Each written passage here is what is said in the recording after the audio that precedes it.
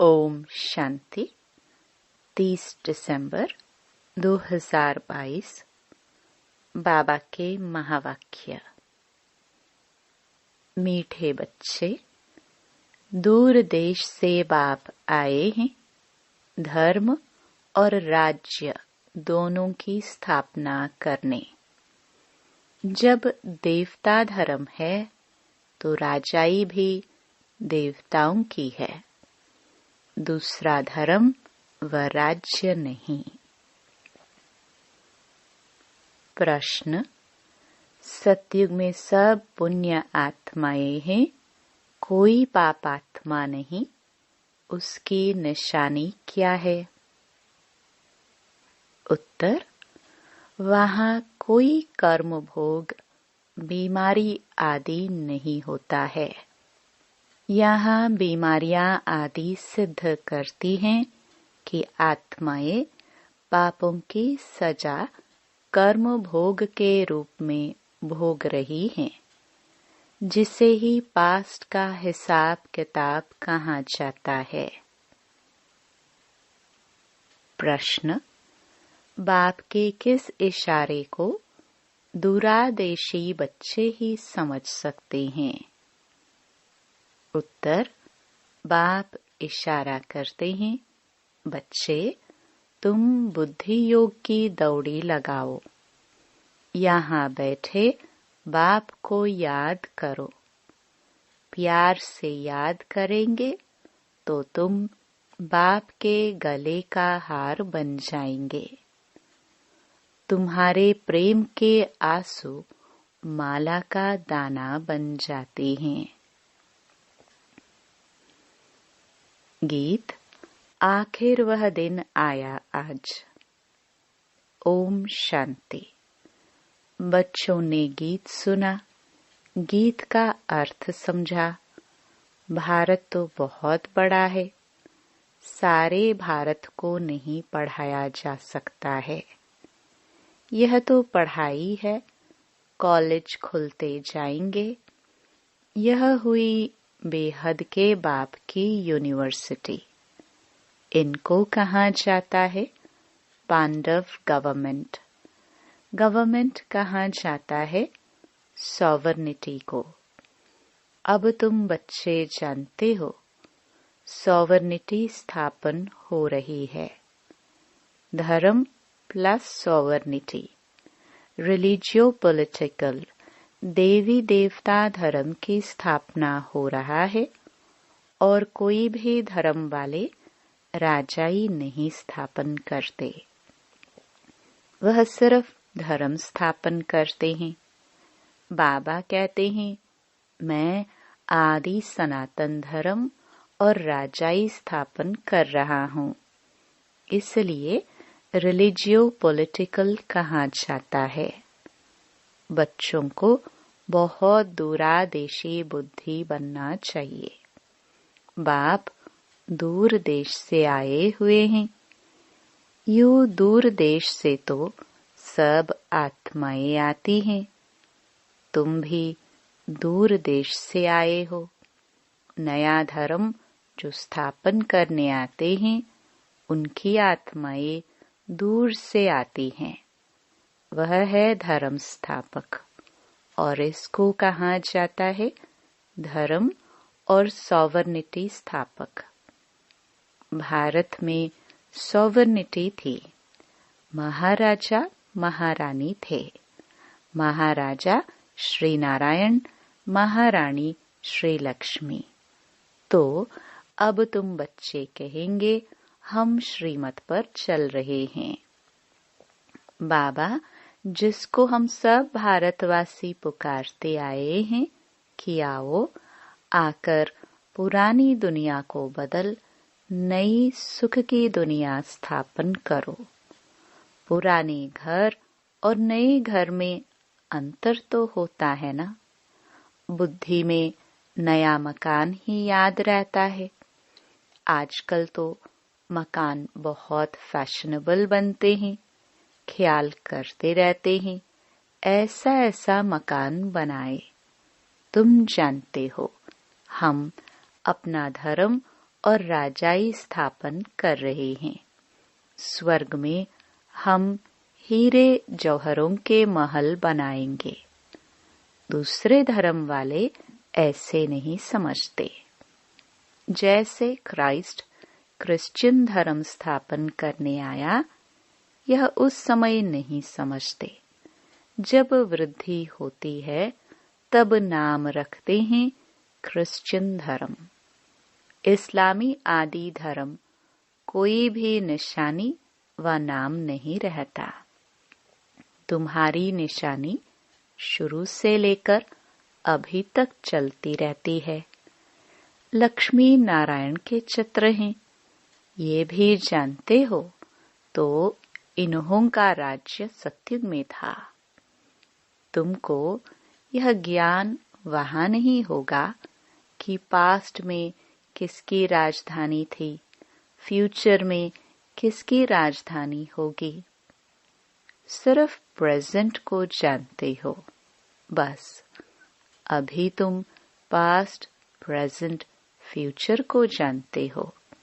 पहले पहले हमारा धर्म था, फिर यह धर्म आए हैं। संगम पर ही बाप बैठ समझाते हैं। अभी तुम त्रिकालदर्शी बन गए हो। सतयुग में त्रिकालदर्शी नहीं होंगे। वहां तो राजाई करते रहेंगे और धर्मों का नाम निशान नहीं रहेगा। अपनी मौज में राजाई करते रहेंगे। अभी तुम सारे चक्र को जानते हो। मनुष्य यह तो नहीं जानते हैं कि बरोबर देवी देवता धर्म था, परंतु वह कैसे स्थापन हुआ, कितना समय चला, यह नहीं जानते हैं। तुम जानते हो। सतयुग में इतने जन्म राज्य किया, फिर त्रेता में इतने जन्म लिए। इन्हों को भी जानना पड़ेगा। बच्चे जानते हैं, बरोबर बेहद का बाप हमको पढ़ाते हैं।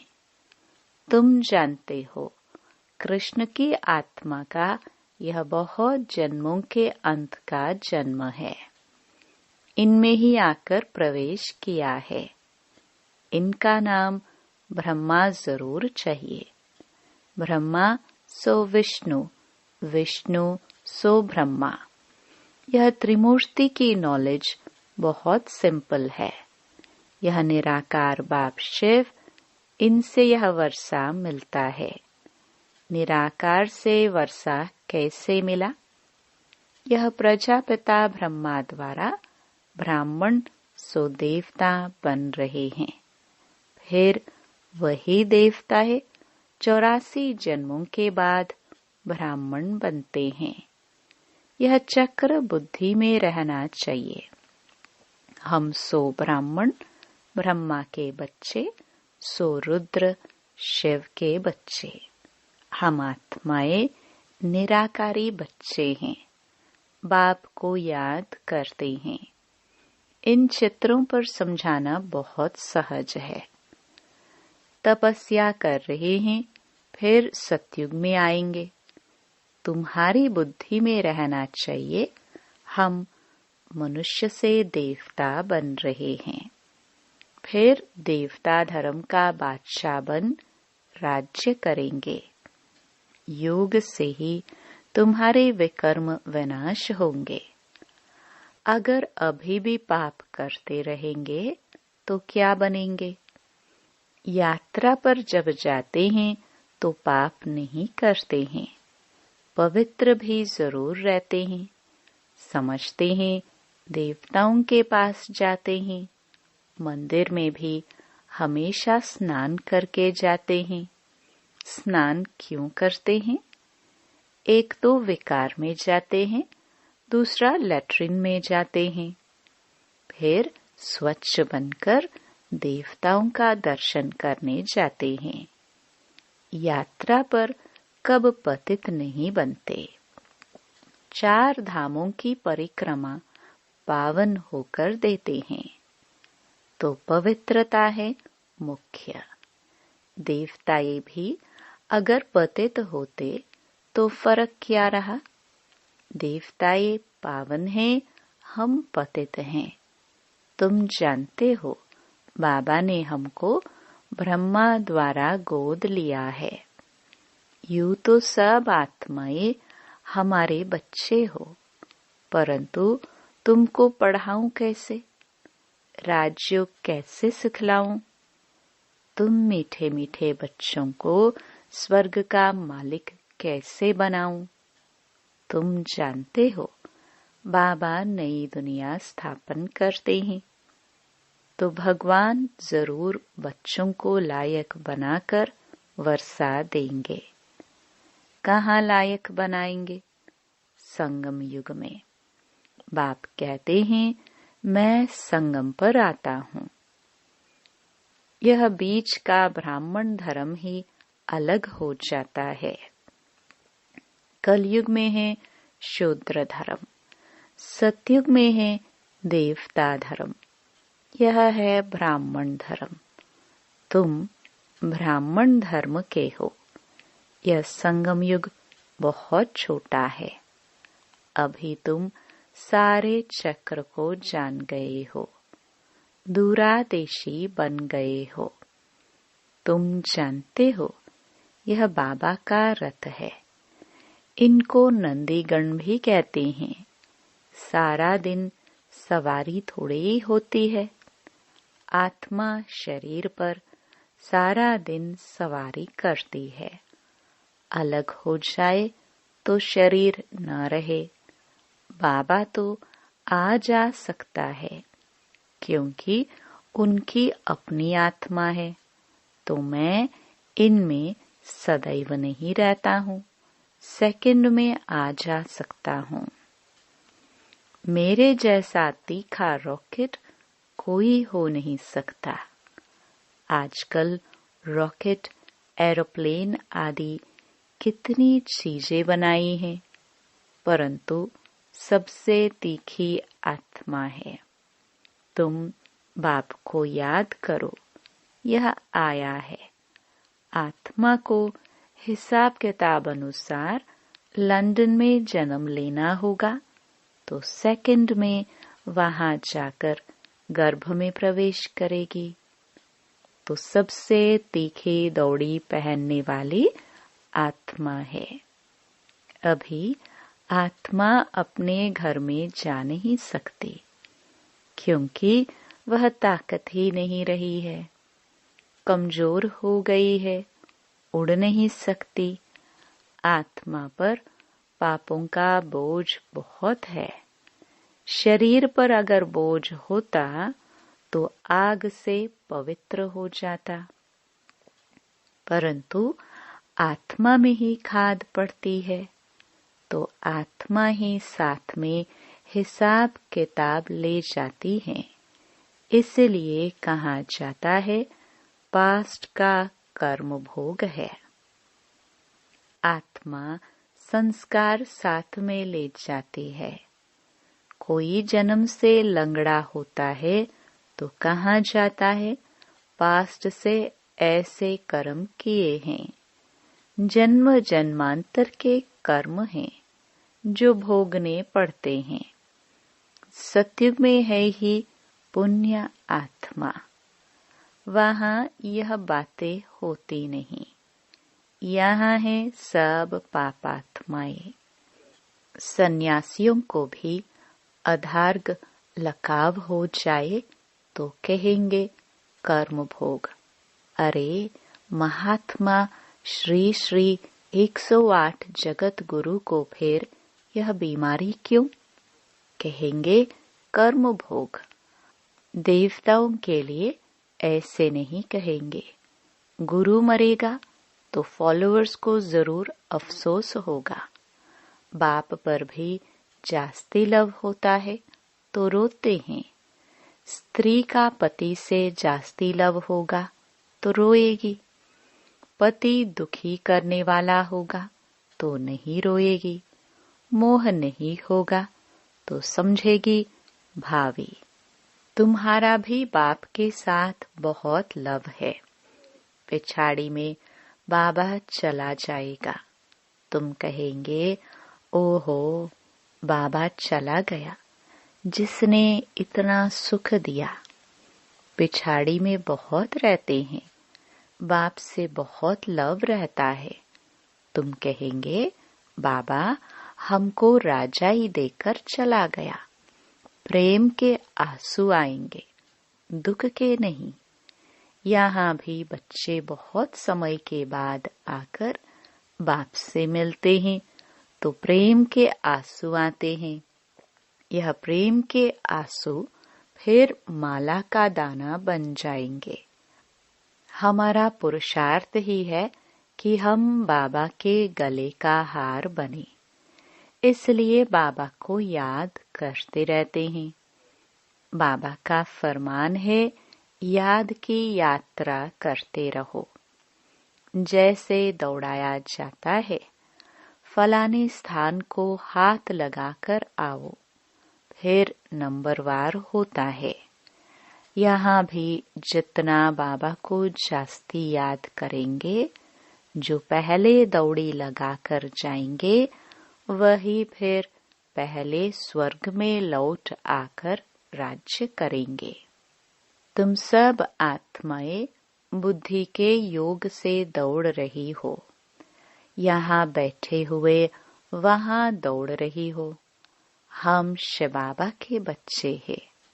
बाबा इशारा करते हैं, मुझे याद करो, दूरादेशी बनो।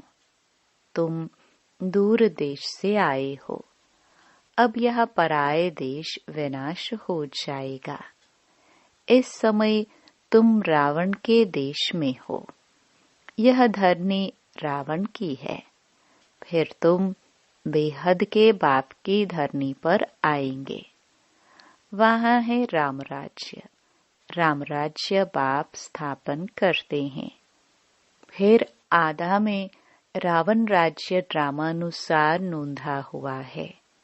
यह सब बातें तुम बच्चे ही जानते हो, इसलिए तुम प्रश्न पूछते हो। कोई नहीं बता सकेगा। अगर कहे आत्मा का फादर गॉड फादर है, अच्छा, तुमको उनसे क्या वर्षा मिलना चाहिए? यह है पतित दुनिया। बाप ने पतित दुनिया तो नहीं रची है ना। कोई को भी समझाना बहुत सहज है, चित्र दिखाना पड़े। त्रिमूर्ति का चित्र कितना अच्छा है। ऐसा कायदे अनुसार त्रिमूर्ति शिव का चित्र कहाँ है नहीं। ब्रह्मा को दाढ़ी दिखाते हैं, विष्णु और शंकर को नहीं दिखाते हैं। उनको देवता समझते हैं। ब्रह्मा तो प्रजापिता है। कोई ने कैसे बनाया है। अभी तुम बच्चों की बुद्धि में यह सब बातें हैं और कोई की बुद्धि में नहीं आता है। जैसे बावरे हैं, रावण को क्यों जलाते हैं? कुछ पता ही नहीं। रावण है कौन, कब से आया? कह देते हैं अनादि काल से जलाते हैं। तुम समझते हो यह आधा कल्प का दुश्मन है। दुनिया में अनेक मते हैं। जिसने जो समझाया वह नाम रख दिया है। कोई ने महावीर नाम डाल दिया। अब महावीर तो हनुमान को दिखाते हैं। यहाँ आदिदेव महावीर नाम क्यों रखा है? मंदिर में महावीर महावीरनी और तुम बच्चे बैठे हो। उन्होंने माया पर जीत पाई है, इसलिए महावीर कहा जाता है। तुम भी अनायास ही अपनी जगह पर आकर बैठे हो। वह तुम्हारा यादगार है। वह है जड़। फिर भी चित्र जरूर लगाना पड़े, जब तक चैतन्य के पास आकर समझे। दिलवाड़ा मंदिर का राज बहुत अच्छा समझा सकते हो। यह पढ़कर गए हैं, तब भक्ति मार्ग में यह यादगार बने हैं।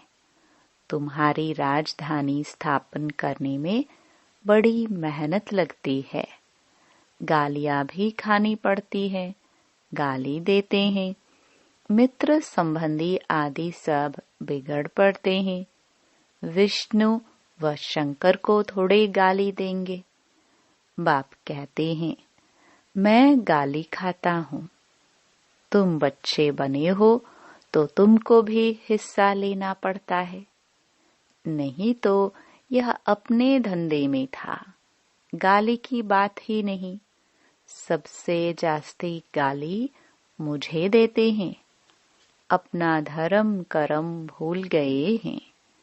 कितना समझाते हैं। अच्छा, मीठे मीठे सिखिलदे बच्चों प्रति माता पिता बाप दादा का याद प्यार और गुड मॉर्निंग। रूहानी बाप की रूहानी बच्चों को नमस्ते। धारणा के लिए मुख्य सार। पहला, दूरादेशी बनना है। याद की यात्रा से विकर्मों का विनाश करना है। यात्रा पर कोई भी पाप कर्म नहीं करने हैं।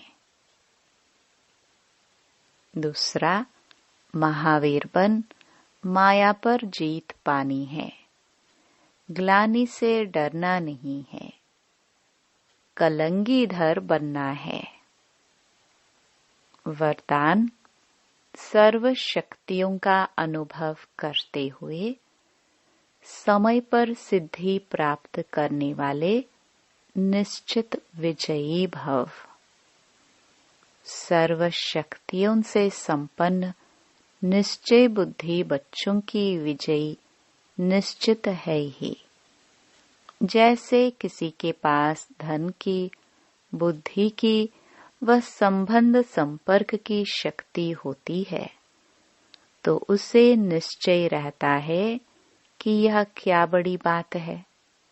आपके पास तो सब शक्तियां हैं। सबसे बड़ा धन, अविनाशी धन सदा साथ है। तो धन की भी शक्ति है, बुद्धि और पोजीशन की भी शक्ति है। इन्हें सिर्फ यूज करो, स्व के प्रति कार्य में लगाओ, तो समय पर विधि द्वारा सिद्धि प्राप्त होगी।